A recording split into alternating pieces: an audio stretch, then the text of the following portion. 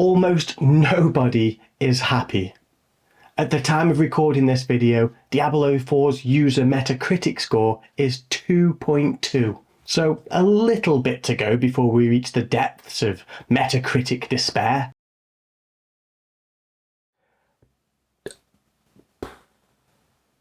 In previous versions of Diablo, you could play just a few hours a day and still get access to the endgame content. And when you did, it felt like you'd accomplished something and you were appropriately rewarded for your efforts. On the flip side, you could throw hundreds and hundreds of hours into the game and really go to town, min-maxing your character, pushing rifts and challenging the leaderboards. The point is, however you played the game, it was enjoyable and it felt worth it. So where has Diablo 4 gone wrong? Well, for me, it's pretty simple. It's just not that fun to play. And that pains me to say out loud because I've always loved Diablo games, but no matter how you play Diablo 4, the loot just doesn't feel rewarding. Legendary gear may as well just be replaced with aspect drops. Enchanting costs are laughable. The stash is unmanageable. Nightmare dungeons aren't interesting. You're constantly chain CC'd, and off-screen projectiles that can lead to your death are utterly frustrating. Don't even get me started on respeccing. The cost is one thing, but why? Why is there no reset all button on the Paragon board?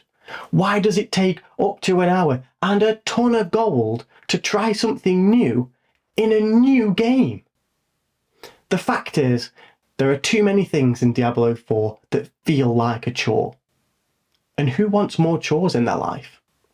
This is an example of how long it took me to respec my 83 Rogue.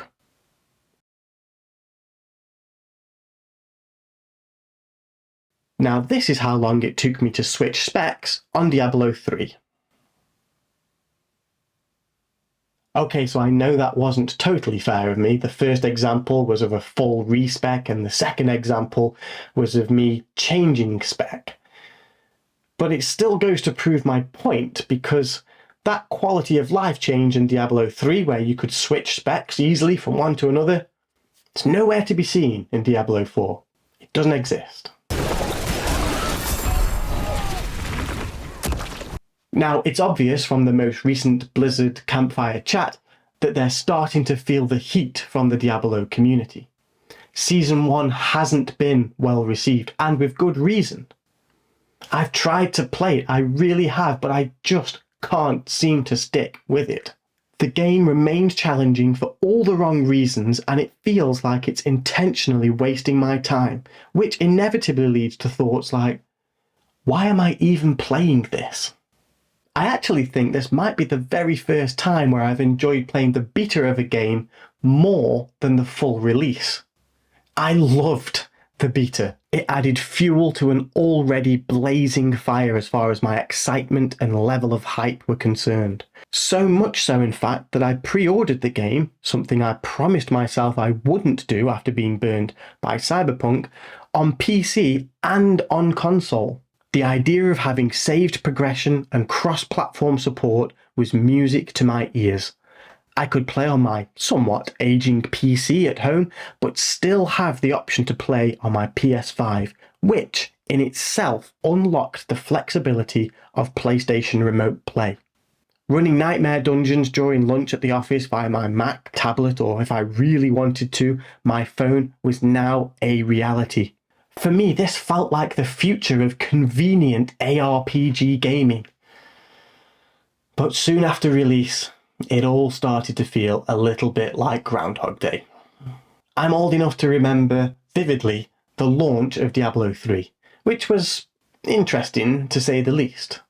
However, 11 years later, and that game has got better and better, with Season 28 being near perfect.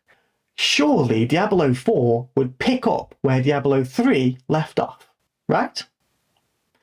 Well, no. It seems as though Blizzard hasn't really learnt all that much as what made Diablo 3 such a fan favourite. Eventually. Thankfully, it's not all doom and gloom. There is a glimmer of hope. Because at the core of it, Diablo 4 has got potential.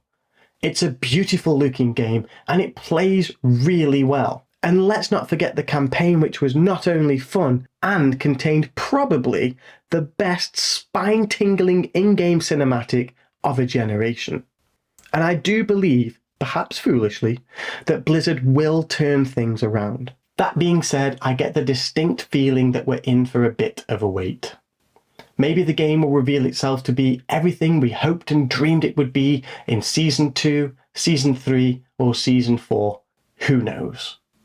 Whenever that day comes round, it'll be time to pick the game back up. But until then, I'm going to spend what little free time I do have playing on something that's actually fun.